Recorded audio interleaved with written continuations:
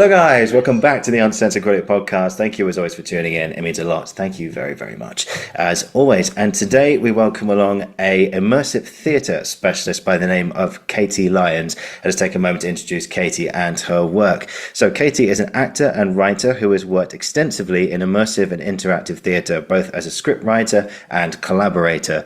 Her acting credits include for projects such as Manhunt, Slow Horses, Bluestone 42, called The Midwife, The Crimson Petal, and plays both at the National and the Bush Theatre.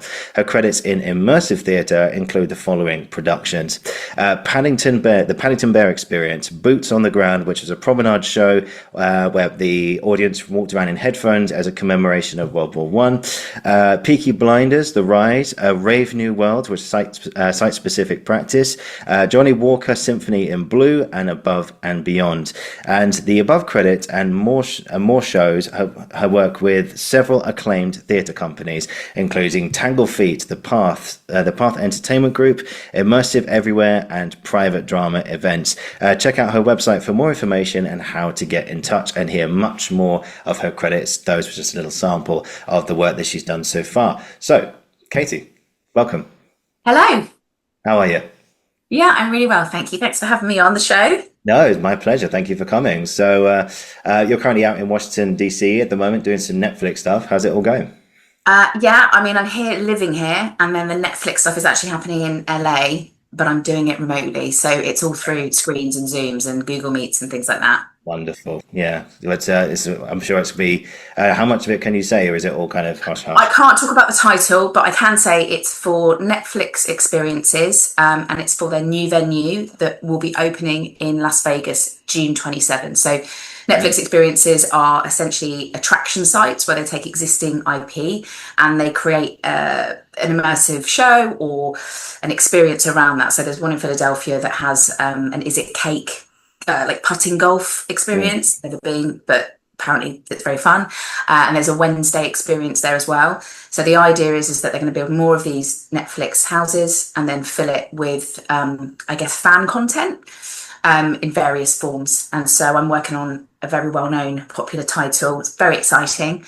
And yeah, we're in the kind of we're kind of in the, they call it the creative intent phase, which is bringing together all the teams, the design team, the writing team, me, the creative director, the kind of big honchos as well, and what they want, and sort of bring us all together to shape what this experience is and what the story is going to be. Because I think this one very much has a story arc to it. And so getting that right and getting the kind of the balance of sort of play for the audience and narrative drive, getting that right, that's the challenge, all within a very, very strict time frame, because with these kind of shows, there's a very strict kind of audience pulse system, which means that, you know, every 7, 8, 10 minutes, whatever the ticket sales require, the next audience go through. So you're writing to time, you're designing to time, you're creating games that can reset themselves potentially, that don't require too much stage management. So it's very complicated, but great fun.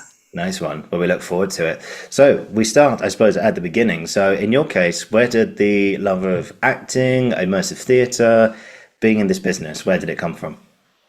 So I come from a, you know, very normal, non-artsy family. No one in my family was involved in, I think a great aunt actually was a ballerina, but, you know, my immediate family, no one was in the art world. But I think I just loved, you know, getting up in front of the class, being a bit of a joker. Always auditioned for the school play, never got a lead part, always got a chorus role. But I loved it. And so I did youth theatre as a kid when I was about 14. And by chance, I joined at a time when a film was being shot at a local TV station. And I got offered an audition because I kind of fit the brief. And then I ended up getting the role. So that was my first TV job when I was 14 with the very brilliant Peter Kosminski. And then a couple of years later, I mean, at that point, I just felt like I'd like kind of, you know, won a competition prize and was on telly for 5 minutes. But then a couple of years later, he made another film and I got offered a role in that film. And it was after that, I was sort of 17, 18. I was doing drama for my A levels, but I met a load of other young people on that job. And most of them had agents or went to like stage school, which I sort of didn't even really know existed. And I got talking to them, and then I wrote to their agents, and just started kind of realizing that there was an industry that suddenly felt accessible to me. Got lots of rejection. Comes with the And territory. Comes with the territory. yeah, exactly. But then I got signed by a sort of a young people's agency, Hmm. and I took a year out before I went to university, to see kind of what that, being an actor would feel like. And I did like EastEnders and The Bill, and a couple of like little Channel 4 gigs, and it was great. But I remember very clearly, like I was also working in a hospital as a waitress, and for about 3 months the phone didn't ring. And that was back then. That was the only way that your agent would get in touch with you, is by phoning you, and it didn't ring. And I was like, okay, so being an actor is actually really hard, and when you're not doing it, it's really frustrating. So then that was the kind of the realization that, okay, I have to go to university. I have to kind of get sort of a qualification, because I might go into teaching, or I might, it still felt, being an actor still felt like a bit of a pipe dream at that point. So yeah, so then I went to Goldsmiths to do the drama and theatre arts course. Fantastic. Yeah. How was Goldsmiths? Goldsmiths was brilliant. Like, Goldsmiths was, for me, like, I met my best friends there, who I'm still very close with, and I think the course was so free and experimental that for me, just this little girl from a village near Southampton, the eyes were wide open, and I just being in London as well, like, it was great. It was really, really, really inspiring. And I think, again, meeting people that I then started making work with, and I started making comedy shows with, and then that was then how I kind of got into the sort of the comedy world, really, and taking shows to Edinburgh, and realizing that there was the whole, again, a sort of an accessible part of the industry. We could take a show to Edinburgh and you could put it on, and agents would come and see you, and TV people. Like, that, again, was something that I never knew about until I went to university. So yeah, so that was my sort of springboard into that part of the industry. Very nice, very nice. And of course, a big part of your work, of course, is immersive theatre, and that's something I've really wanted to speak about, and on here as well, because it's one of these practices where you're not just, like, when you go to the theatre, you could say it is an immersive experience. Of course, it is. You're there in the story, but of course, you're in the audience, and of course, you see what's happening on stage. So some people say, "Oh, there's a divide." Well, yeah, if the play's bad, then yes, there is a divide. But most of the time, you are in that world, in that room, in that theatre for that, or in the cinema for that, however brief period of time, or 2, 3 hours, whatever it is. But in this case, the audience in immersive theatre becomes the show. You are there. In the story. Yes.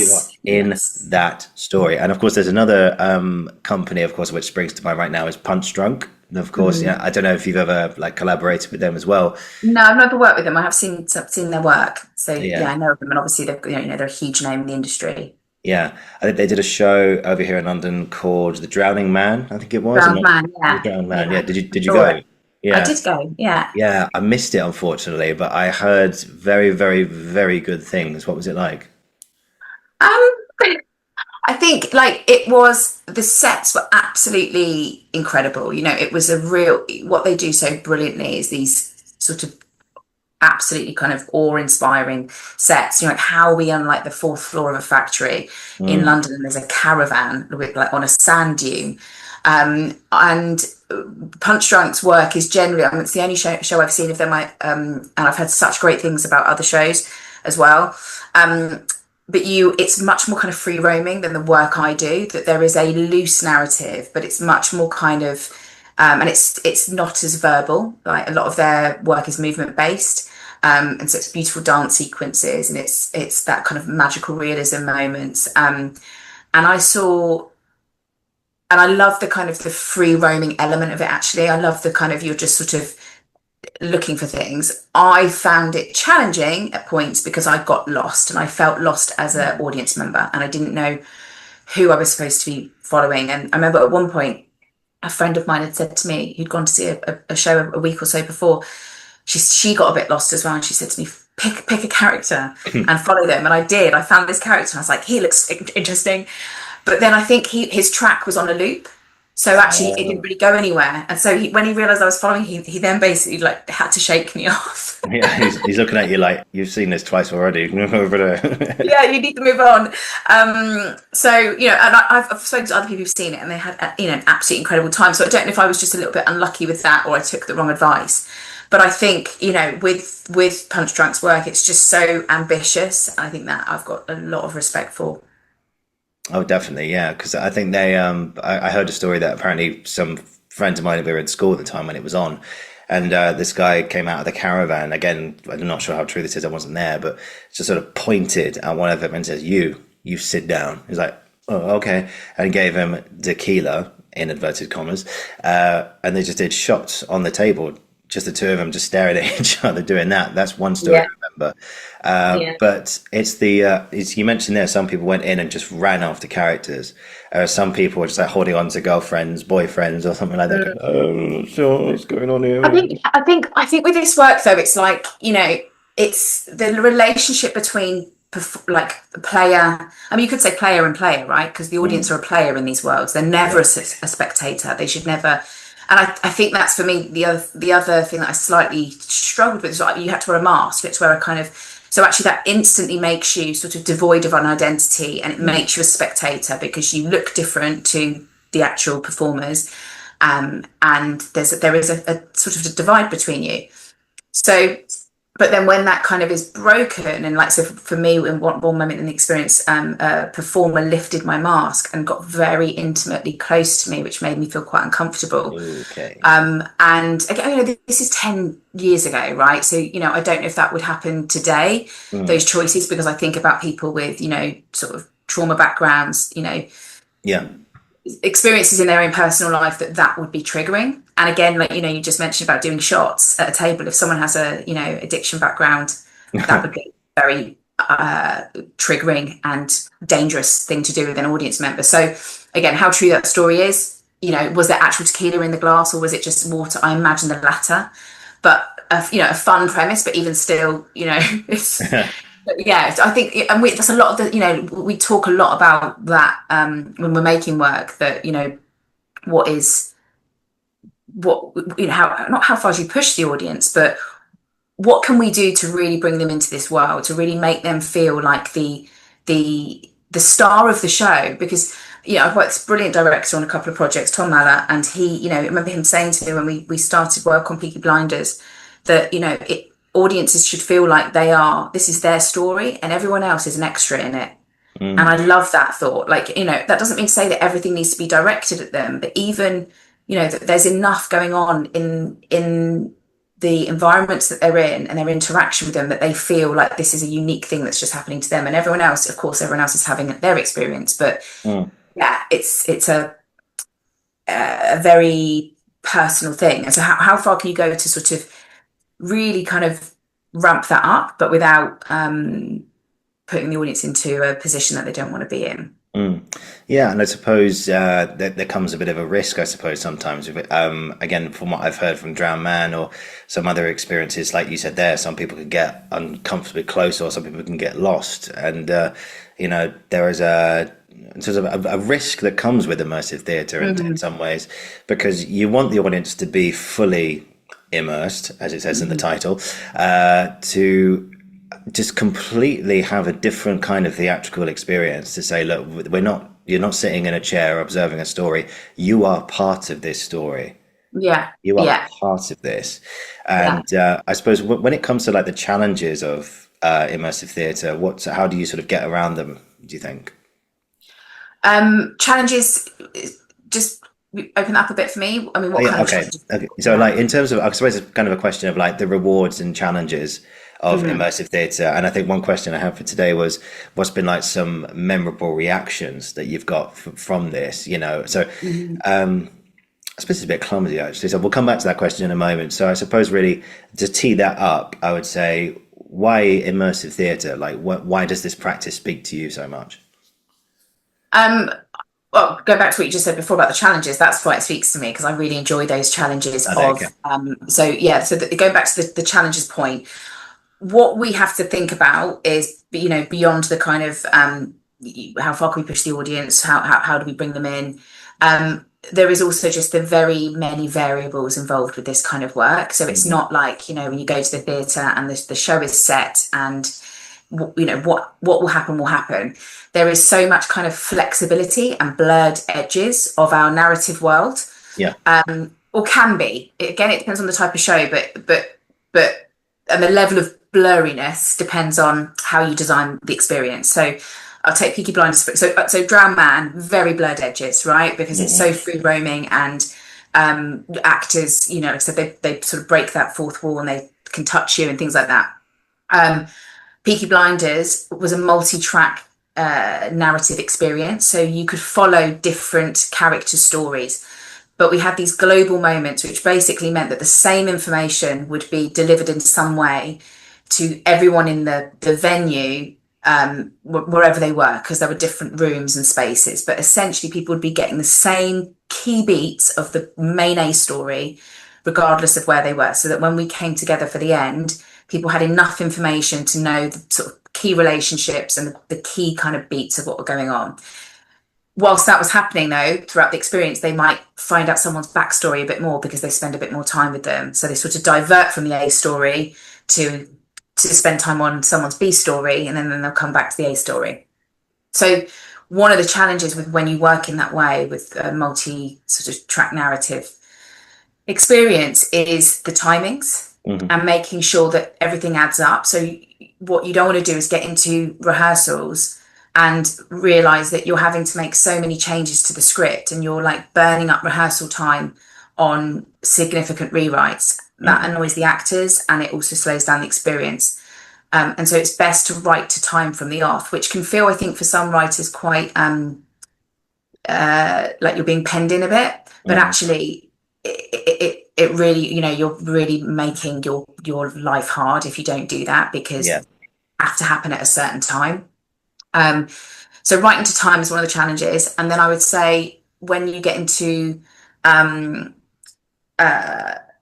another challenge, I think, is also supporting actors. I've worked with so many brilliant actors, and there are some absolutely phenomenal actors out there who specialize in this kind of work, and they're incredible. And but there are also ones that are new to it, right? We want new blood. We want people to come in that are great actors, but just need a bit of help with this. So sometimes, when you're getting into dress rehearsals, you're getting into kind of audience previews, and they're feeling like a rabbit in headlights, and that, and just being able to kind of continue to offer support for them, which might be for one of their kind of improvised moments, if that's what the show has, that you then just pull them to one side and give them some key beats and just, help them kind of shape that moment. And so I think having a writer in that stage of production is really, really important to support the actors, to do rewrites. If things aren't working, get rid of them, rewrite them. And then I'd say sort of another challenge linked to that, the sort of audience previewing and testing, is really making sure that you factored that into the experience. If you are doing anything that has, I think, gamification, that has moments where the audience change the narrative, or what they do inspires the narrative, you have to test it. And if you don't, I've been on shows where there has not been enough testing, and it has really, really, I think, impacted the experience in a negative way. So absolutely test, and know that like previews are there they're not just for the actors, it's for every single department to and when I say previews, I don't mean like your typical kind of 3 days before. I mean your audience testing previews, your pre-previews almost. But it's there for every single department to figure out what is going on and what can potentially change and what's not working. And you end up with these multi-track narrative experiences, and also conveyor belt narratives, which I'll come to in a bit. But that's where essentially the audience are on the same track. There's just a pulse coming through, as I mentioned before, every 7 or 8 minutes. But you can get audiences crashing, right? Because scenes take too long. Audiences aren't moving on quick enough for whatever reason. So you have to go in and you have to refine. And then my last challenge, I would say, which is a bigger production one, which impacts me a little bit, is the cost of this work, and trying to make it in a way that is obviously the best it can be. But I think it can be economically challenging, like budgets, because there's often lots of extra hands are needed to kind of keep, to reset props and to help escort actors from one part to another, to do some, in-show dress change, which I know happens on regular shows as well. But because of the free roaming nature, you haven't just got one dressing room at the back necessarily. It can be a bit more spread out. So trying to write in a way that factors that in, so you're not creating too many expensive problems before you get into rehearsals. Yeah, and also I think this is an experience you don't get at a traditional theatre as such. This is something that you go there and you are, like I said earlier, you are the show. You are part of this, and it's thrilling. Yeah. It's thrilling. Yeah, and I think it's just made me think actually then about, another challenge is also setting, like, I hate this word, but it feels like it's being used a lot more in the experience industry, but it's like onboarding the audience in a way that really sets them up for the experience tonally and safely as well, because it depends on what type of show it is. Peaky Blinders: The Rise was an adult show. There was alcohol, there was partying, there was swearing, there was, and the very nature of the original IP is that. So that then attracts maybe a certain kind of person or brings someone in with a certain set of expectations. So we have to just manage that as well. And I think that's an important part of the beginning of the show that we do. Yeah. So like, what's been some memorable reactions that you've got from audiences?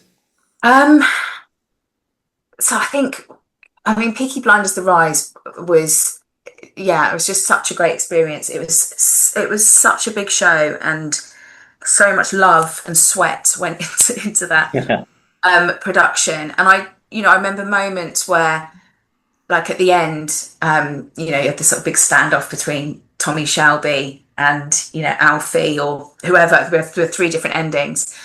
But just, I remember watching it and just sort of looking around, and everyone just being completely kind of gripped in it. And prior to that happening at that moment as well, there was a big boxing fight, and the fight choreography was absolutely fantastic. And just, the audience had been given, fake money to play with, and they're, throwing their arms up to put in bets. And, it didn't actually, end up, no one got paid out in the end, because actually then a big shootout interrupted the boxing. But just people... It was one of those, like, those great moments where you're like, yeah, people are really into this. They're really into this.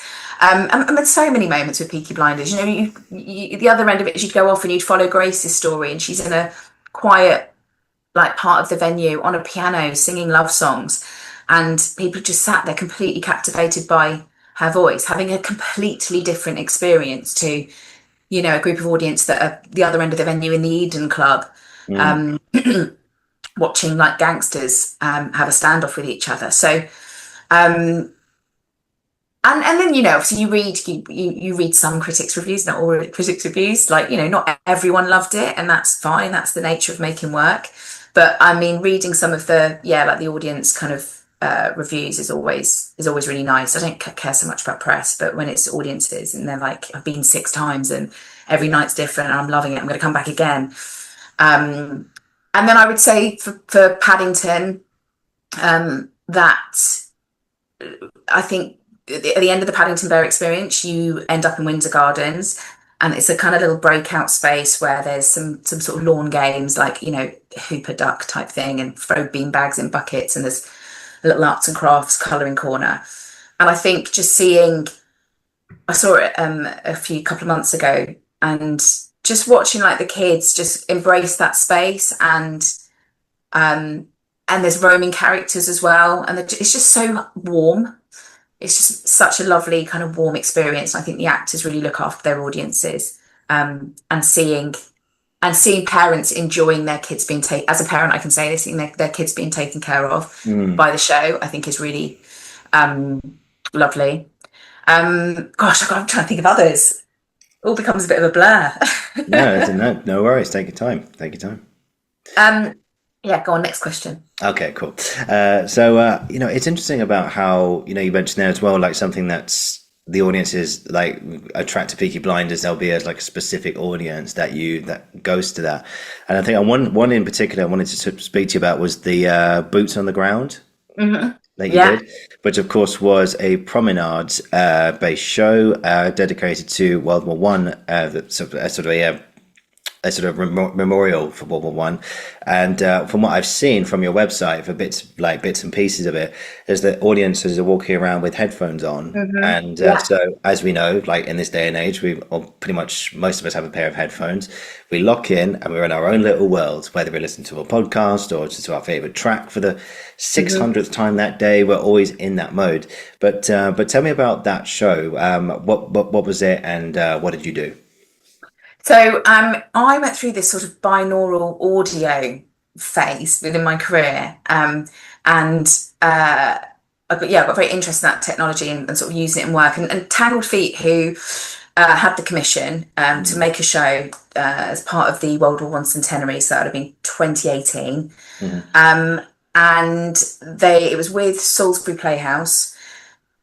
And they wanted to kind of use, and Tangled Feet are an amazing company. They do a lot of outreach work. They do a lot of audience engagement. They get, local audiences involved, youth theatre involved. And so they wanted it to be very sort of much I guess a Salisbury focused piece. And so the idea was we wanted to do a promenade tour. And I think what they came to me with the brief was that the idea was you turned up at an army tent and you swapped your shoes for a pair of army boots and a sort of a kind of military armband and a pair of headphones. And then you were sent off on a kind of promenade tour through the streets of Salisbury to discover a story about the demobilisation of First World War soldiers. So it was specifically about that and about how, armistice happened, but actually there were thousands, scores of thousands of soldiers still in France, still kind of, all over Europe really, and getting them back was really difficult and took a long time. And so we did a lot of research, we spoke to military people, and actually I had recently done 3 series of a military comedy called Bluestone 4-2. And so I'd met my now husband, who was a serving officer in the army as a bomb disposal expert, and so I'd met kind of a lot of military people and had a kind of a good eye on what the army is like now, what was like then in 2018. And so we ended up doing 2 parallel stories. We did one that was about the demobilisation of First World War soldiers, specifically a soldier coming back to Salisbury and trying to get home from the war. And then we paralleled it with a modern day story that was about 2 soldiers who had served together in Afghan, and they both left, and one was doing really well. His life was in Salisbury, was doing really well. And his mate, who'd come to visit him in Salisbury, was not doing so well. So his sort of reintegration back into civvy life was not going well. And that's a very sort of common thing that happens. Obviously, PTSD was a big topic after Afghan. And still is. There are still soldiers that are, really impacted by it. And so, so we kind of, and we were like, how do we tell this with headphones, with, a group of audience marching through the streets of Salisbury? So we ended up having the 2 actors. They were like our live soldiers for today, and we mic'd them. And so their voices came into our headphones, which meant that we could see them from 100 feet away across a river, but we could hear the detail of their voices talking. So it created this very sort of cinematic, but also because you added like a music score to it as well, but this very like, you're having a very private experience with these people as they speak, because they're so far away, but yet you can hear every single word that's coming out of their mouth. And then you're following their story through Salisbury. But as you would leave them and sort of move on with your march through Salisbury, you would then kind of be back in time and hear the story of Roy, who was this First World War soldier. And he would be kind of guiding you through the streets. And we didn't use any actors for that. It was all done through binaural audio. So we recorded his scenes with binaural technology, which is this 360 sound. So as one of his scenes was talking about doing kind of battle salvage work. So going out and having to kind of salvage anything that can be recycled, reused from the battlefields. Yeah.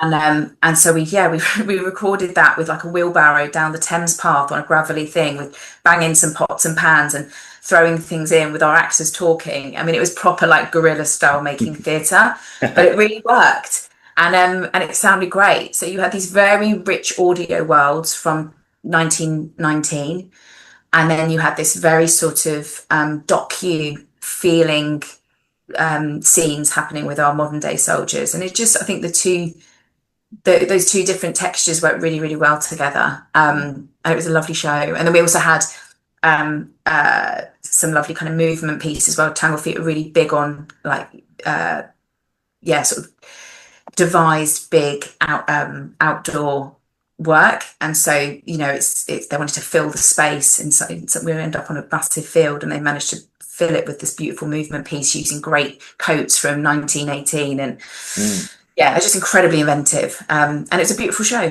One I'm very, very proud of still. Yeah, absolutely. I've only seen like the trailer of it on your website, but it looked just fascinating how, of course, you've taken a big subject like World War One, and I imagine the audiences, what I said earlier, you've probably got so many people come to there, like in one way or another. I think all of us, well, most of us anyway, are intrinsically linked to the one or two of the great wars. And I imagine you probably have people coming up to you from the area, or maybe people from not from Salisbury at all, saying that, oh yeah, my great granddad was there, or my great great granddad was there, and reliving the stories and hearing, just like, it wasn't all just fighting as well. Of course, that was a big part of it, but a lot of it was waiting, and it was thinking, am I going to get home?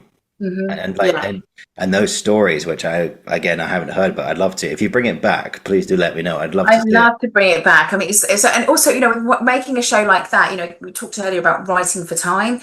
So, we worked out our route, like what is possible for an audience, people with maybe mobility issues, like what's the access of this route like? Could a wheelchair get down? All of those considerations have to sort of come in the concept phase. And then once you design your route based on what is the most sort of exciting landmarks and useful landmarks narratively for the audience. And then you're like, okay, let's walk from A to B. How long does that take?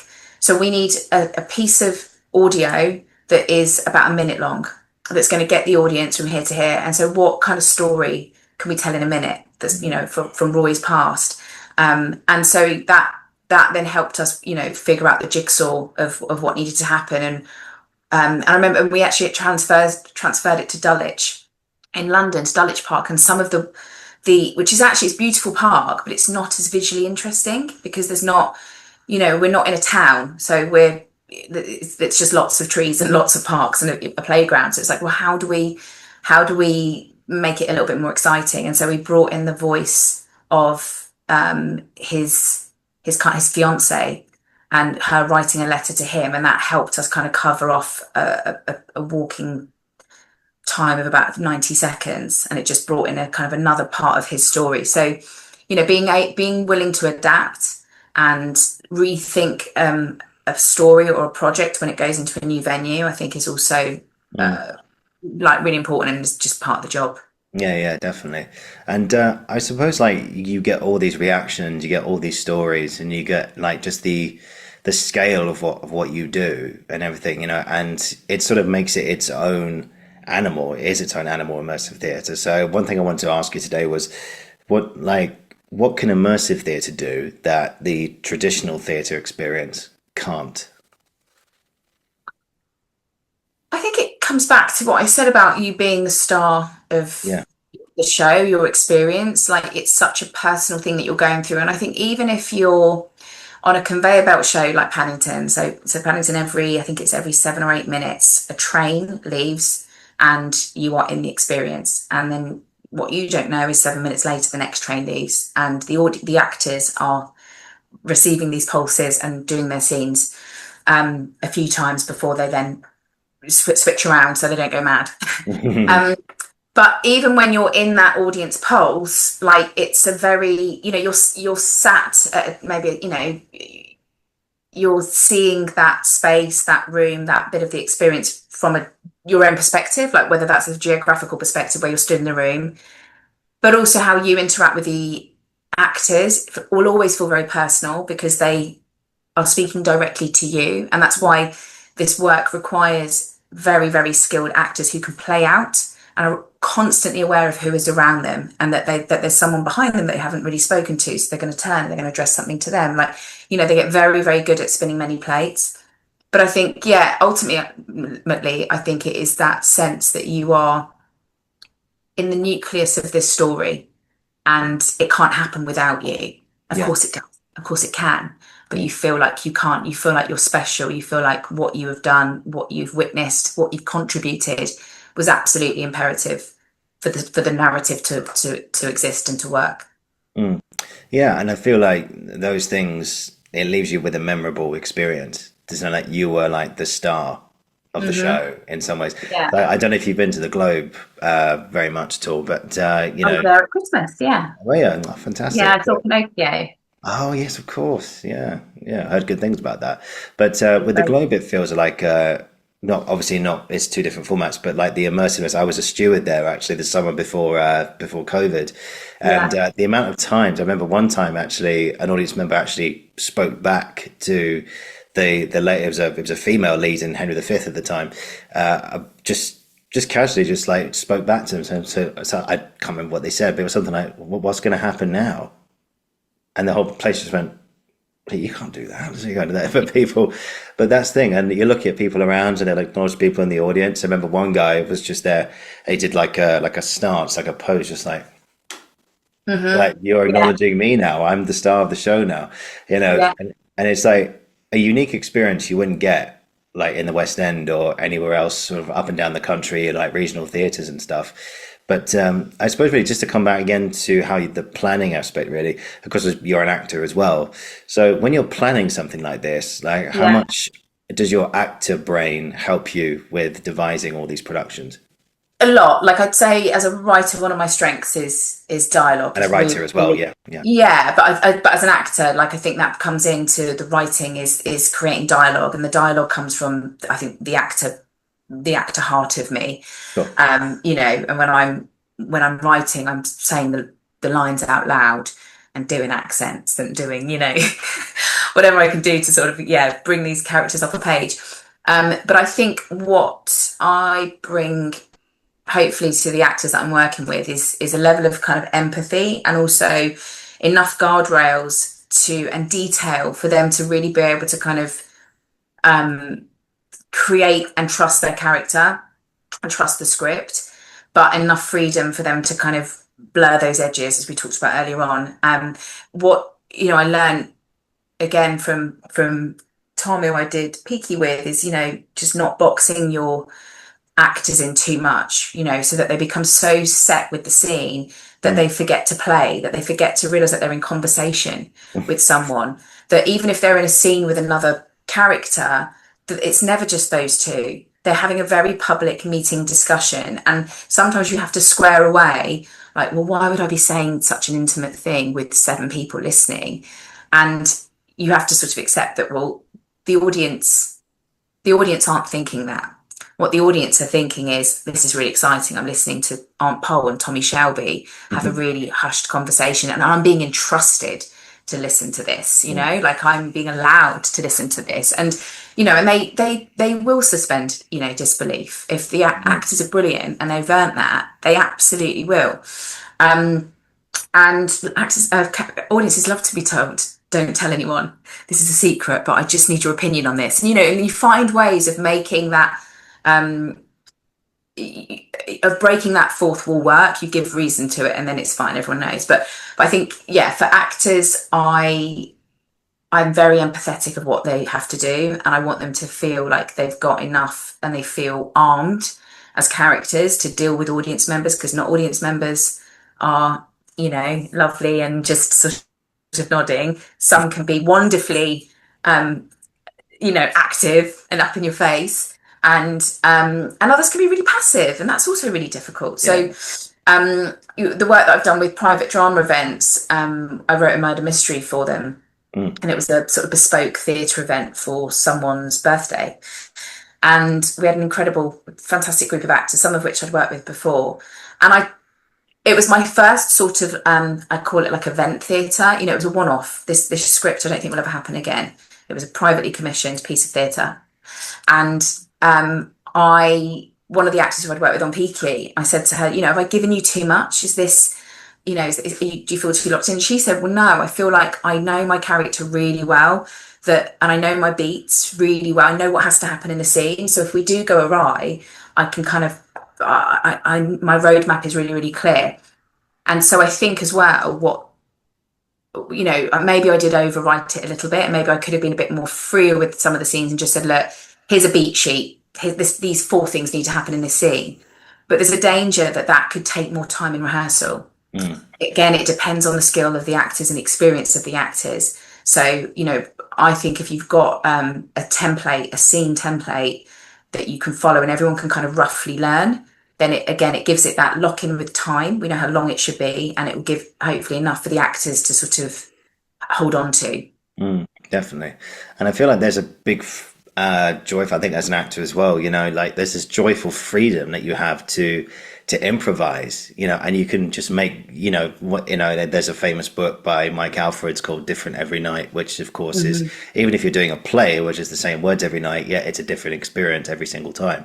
Whereas with that, I mean, as the actors, you mean, obviously correct me if I'm wrong here, but you must give your actors so much freedom to be, obviously you've got the script, so like the hush hush conversation, but your interactions with the audience, whatever you're feeling, just go for it. And and it's different each time. Would that be right? Yeah, it is different each time. And I think, for me, my learning curve with the murder mystery was that there was a couple of scenes that were much more kind of audience, sort of conversational with the audience. And I think those scenes I could have scripted less. Because actually, if I just said to the actors, listen, you just need to find 2 people and find out their names, what they do, and how they'd kill someone. That's it. Or whatever the thing was, they would have been fine with that. But because I think I tried to sort of slightly over choreograph the order in which things happen, that I think I boxed the actors in. I mean, they were fine, they dealt with it fine, no one would have known, but you're always learning, right? Every day's a school day, and that would have been one of my takeaways. But I think when you have these global moments, let's call them, as we did have in Peaky, I think it's very useful to have a structured scene that is timed. And yes, you have a couple of choice choreographed moments where you bring in the audience, but you know how to shut that down quite quickly to be able to kind of move on with the scene to get the story out. And I think the balance with these experiences is giving your audience enough stories so that they know what's going on, who's important, what they should care about, what the objective is. But then there is enough freedom as well, and enough time, importantly, for the actors to have a little bit of a chat with people, and because that's when you feel special as an audience. That's when and I like go back to what you said as one of your moments, the memorable moments. This always happened in Peaky. That there was a moment where Al Capone appears, sort of in the halfway through the second act, and he's been talked about as this guy from America that's coming over, this gangster from America, and then he opens the door and it's Al Capone. Now, previously, before he walks into the big scene, in his previous scene, he's with some audience members, and he asks someone in that group to carry his coat and his for him, and the audience don't know that they're going to then step into this huge warehouse, and everyone has flanked Tommy Shelby, and there's just this table in the middle and this big open space, and Al Capone walks into it with whoever next to him carrying the coat. And every time the person carrying the coat, they didn't have to say anything. They loved it, and it's just those moments, giving someone a prop, giving someone an objective, giving someone a task, like that's what makes this different to regular theatre. That involvement, that connect, and the connective tissue between audience and performer. Like I said, these little tasks, these things, I think is what then makes it special. Yeah, definitely. I'm reminded of 2 other practices. Of course, one being the London Dungeons. Of course, that's immersive theatre at its, in its prime, in its entire essence. And of course, another one is the Bridge Theatre, where I know Nick Heitner did a lot of specifically his Midsummer Night's Dream, where the audience that was immersive theatre and traditional theatre combined, really, because the audience were allowed to be on the stage, on the floor of the theatre, on the stage, and the guy playing Puck would be up on this thing, and he would look at the audience, and he's trying to find a way through, and he just looks at them and goes, "Move," and they're going, "What? Can you move out the way, please? You are in the way. Get out of my way." And then like he's working his way through the audience, and he's staying on the Shakespeare, and then suddenly he would just stop and go, "Oh, I like your cardi," and it's just this fun vibe, and the audience are going, "I don't know what to do," but they're enjoying it, and of course it was a sellout as well. But I would argue that they don't impact, like, it would be interesting to know if someone then turned around and said, "No, I don't want to move," and then got up and walked on stage and sat on stage because I want to sit here.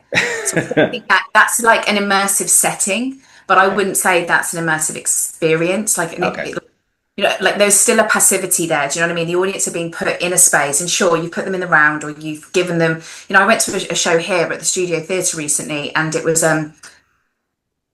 you were going into like a kind of village hall type thing, like a kind of community hall, and it was for people who were it was an addiction group, people who had phone addiction, and you would come in and sit in, and there was a tea urn, and you could help yourself to a cup of tea and a biscuit, and then go and sit in your seat. And I was like, this is really nice, but I'm not in the room with the actors, like as in the story. I'm in the room with the actors on a very literal audience level, but like I'm not in the story. Just because I've made myself a cup of tea and you've put me in the round, I'm not in this story. I am very much a spectator watching 8 people talk to each other about phone addiction. And it was a really nice, fun onboarding experience for an audience member, sure, but I don't think that's immersive theatre. And I think we have to be careful, I think, in the industry, because the word immersive gets bounced around so much. Yeah.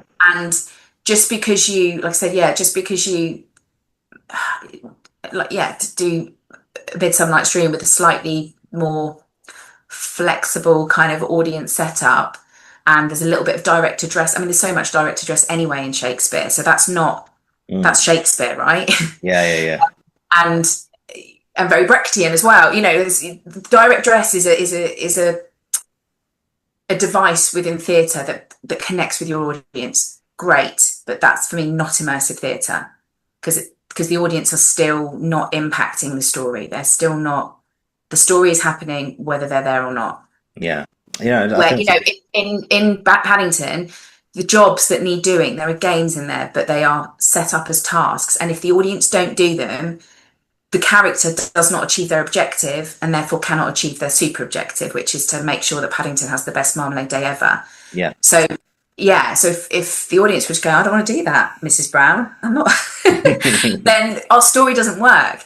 So for me, that's what immersive and experience is, and that's what I'm doing with Netflix at the moment on this new show. It's like going, okay, well, the audience have a super objective, and they have to do things along the way with the support of the characters that they're interacting with.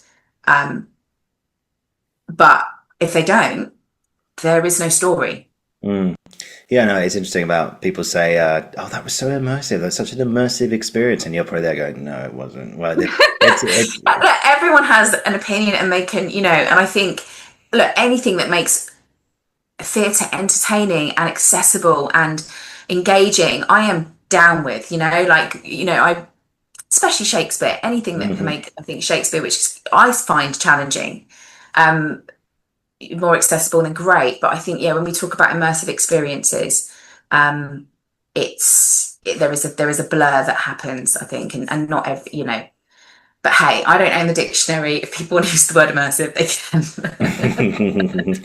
Yes, to you it was immersive. Okay, I give you that. But no, but it's the thing. People say like, "Oh, like you mentioned Brecht there." Some people go to the theatre and go, "Oh my God, they were so Brechtian." Or that was so Brecht. Where some people who are Brecht specialists go, "You have no idea what you're talking about. You have no idea what you're talking about." Anyway, but hey, it's all subjective, isn't it?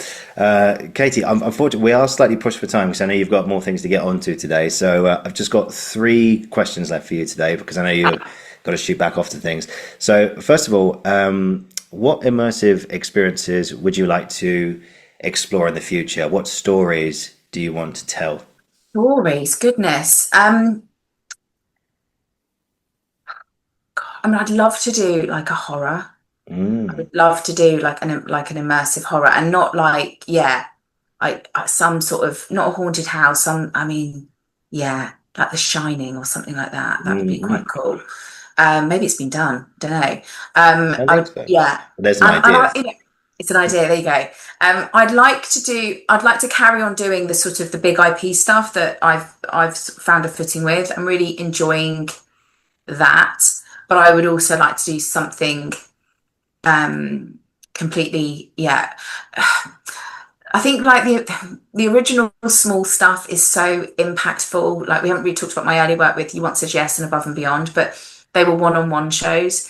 And that was, we talked about reactions. I completely forgot to talk about that, but that was incredible. Like the Mm. reactions we had from audience members who'd gone on this Promenade show where they had a one-on-one experience with about 9 actors. Mm-hmm. And what they didn't realise that was that along this journey as they went through Edinburgh, this is before kind of the internet fully kicked off. Well, when the internet was in existence, but before kind of WhatsApp and all that existed, everyone had brick phones, and they were texting a character at the end of the experience things that the audience member had said or had done, and then the final character then put together an improvised song on the piano for the audience member as they walked into this bar in Edinburgh with a drink of choice that they told a character about was waiting for them on the bar.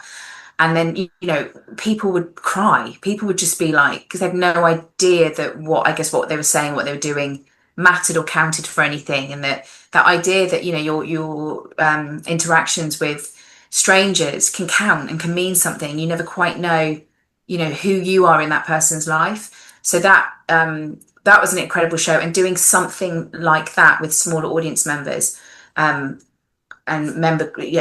groups would be great. The problem is ticket sales and it just being it paying for itself, because it's Yeah. really expensive, and you're only able to sell 20 tickets Yeah. because otherwise the actors are working more than 3 hours. So yeah. Yeah, brilliant. No, but I'm sure we'll talk about that, and another bits and pieces of your work another time. Obviously, I've got so many more things left for you, but unfortunately, time is very much against us. But so the last two questions for today, just to sum up, is the last two questions for every guest. The first one is, what would you say was a bit of advice you wish you heard when you were starting out? That nobody really knows. Like, that you're I think there's always that danger and that fear that because other people are doing something really well that you couldn't possibly do that. But actually, I think there is of course a lot of skill and experience involved. I've absolutely got better at my job as the years have gone by, but I think when you're starting out, you just don't know what's going to work. So You Once Said Yes. We did not know that was going to be as successful as it was. And I think, yeah, I would just tell my younger self, just trust your gut, and don't worry about where it's going. Just yeah. Yeah, no, absolutely. Trust it. Everyone has this opinion that people know what they're doing all the time. Well, No, they don't. Yeah, really, and really. lots of people do, but I think your offer is also valid, and I think that that imposter syndrome that we all have, that I know I certainly have. Yeah. I would just tell my younger self, like, this is how you're going to feel, and these are the things you can do to combat it. But I think imposter syndrome is just something that we all have, right? And it's Oh, what makes us definitely. human. Yeah, makes us human, but we learn to ignore it as we grow, I suppose. And finally, today, what would you say has been an experience or experiences you've had in your career up to now that you'll never forget? Um, so I would say meeting my husband through an army TV comedy. If I'd have again, speaking about our younger selves, said, you're going to end up marrying an army officer as an actor living in London, like, You'd be like, I what? think what's so beautiful about our job and our industry, and my husband talks about this now. He's like, you never know where you're going to be. Like I think that we talked about before the call started about being polymaths and the need to kind of survive and take jobs, and and that can feel quite overwhelming and frustrating. We feel like we're not always doing the thing that we want to do, but actually our jobs change so much that means that we are presented with new opportunities, new people, new relationships. And so I would say doing that TV show was one of my greatest career experiences, because I met some of my greatest friends and my partner. Indeed. So, yeah. Well, that sounds like a good experience. I would say, Katie, unfortunately, we have to draw it there because I know you've got more things to get on to. But thank you very, very much for your time today. And for your it's great talking to you. No, and you. And you. As well. Sorry? Good luck with the rest of the podcast. Oh, thank you. I appreciate it. Look forward to hearing more. No, thank you. I appreciate that. And I'd love to have you back at some point. So many more things we can go through. But until next time, that's great. Guys, thank you for watching. Thank you for listening. This has been the Uncensored Critic podcast. I'll be back very, very, very soon. And Katie, until next time, thank you so much. Thank you.